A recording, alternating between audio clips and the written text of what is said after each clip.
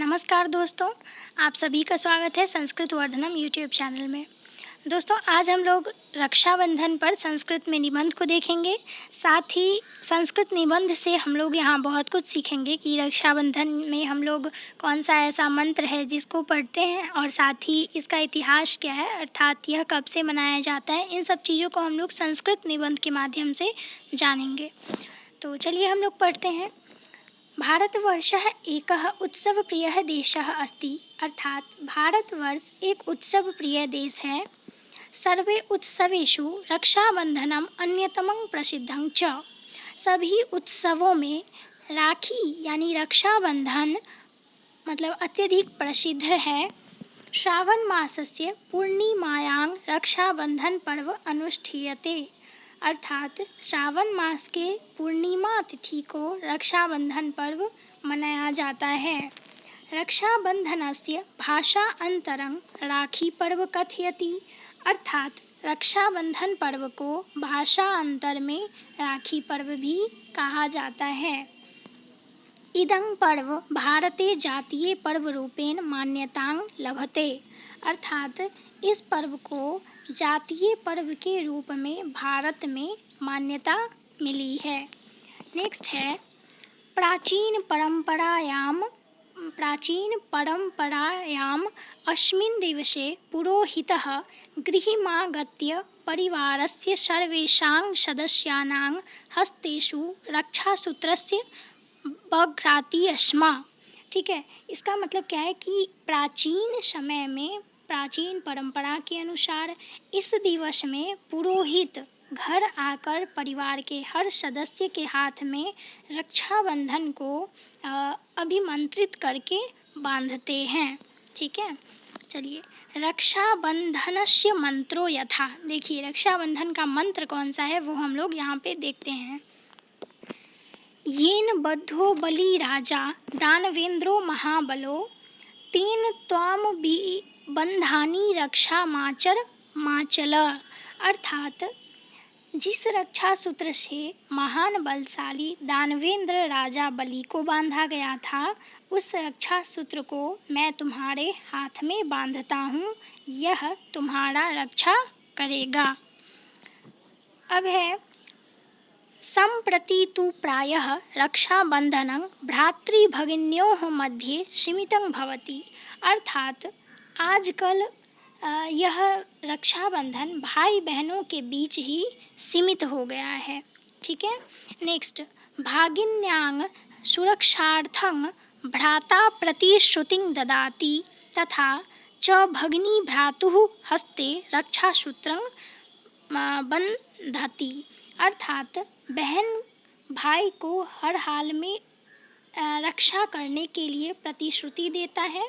ठीक है, मतलब भाई देता है बहन को, उसके बाद बहन भाई के हाथ में रक्षा सूत्र बांधती है।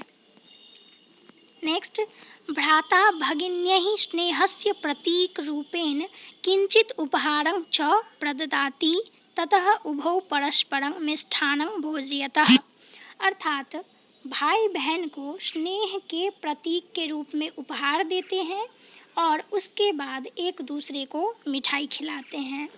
नेक्स्ट गुरु शिष्यान् अस्मात् दिवसारभ्य वेदाध्यापयेत्, अतः शास्त्रेषु इदं वेदारंभ कर्म उपाकर्म नामना परिचीयते, अर्थात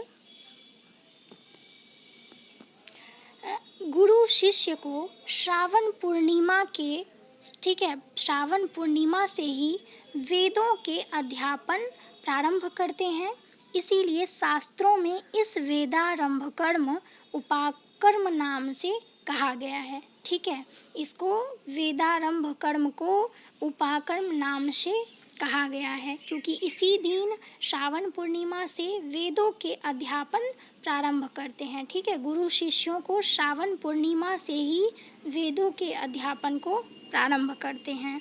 चलिए नेक्स्ट है भगवान बलरामस्य जन्म अस्मिन् दिवसे अभवत्, अतः बलराम जयंती अपि दिवसे अस्मिन् अनुष्ठीयते, अर्थात भगवान बलराम का जन्म भी इसी दिन हुआ था, इसीलिए इस दिन बलराम जयंती को भी मनाया जाता है। भगवतः बलरामस्य पूजनादिकमपि क्रियते, अर्थात भगवान बलराम के जयंती के उपलक्ष्य में बलराम का पूजन भी लोग करते हैं। सर्वश्रेष्ठ ग्रंथस्य वेदस्यारंभः अस्मिन् दिवसे क्रियमाणत्वात् समग्रे विश्वेस्मिन् दिवसे संस्कृत दिवसः परिपाल्यते।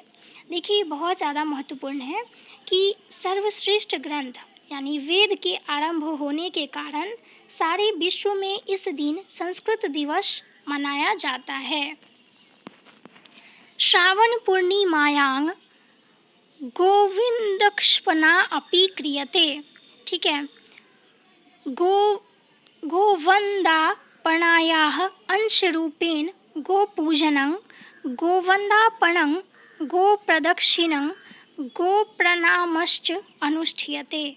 अर्थात श्रावण पूर्णिमा में गोवंदापना भी किया जाता है और गोवंदापना अंश के रूप में गोपूजन, गोवंदापन, गोप्रदक्षिण और गोप्रणाम अनुष्ठित किया जाता है। अतः रक्षाबंधन पर्व अस्माकं परंपरायां विशेष महत्वं परिदधाति। अर्थात इसीलिए रक्षाबंधन पर्व हमारे परंपरा में विशेष महत्व रखता है। तो यही था हमारा रक्षाबंधन पर संस्कृत निबंध, जहाँ पे आप लोगों ने रक्षाबंधन में रक्षा सूत्र को भी देख लिया, साथ ही इस दिन संस्कृत दिवस क्यों मनाया जाता है इसको भी जान लिया। तो फिर हम लोग मिलते हैं नेक्स्ट वीडियो में, तब तक के लिए आप सबका धन्यवाद।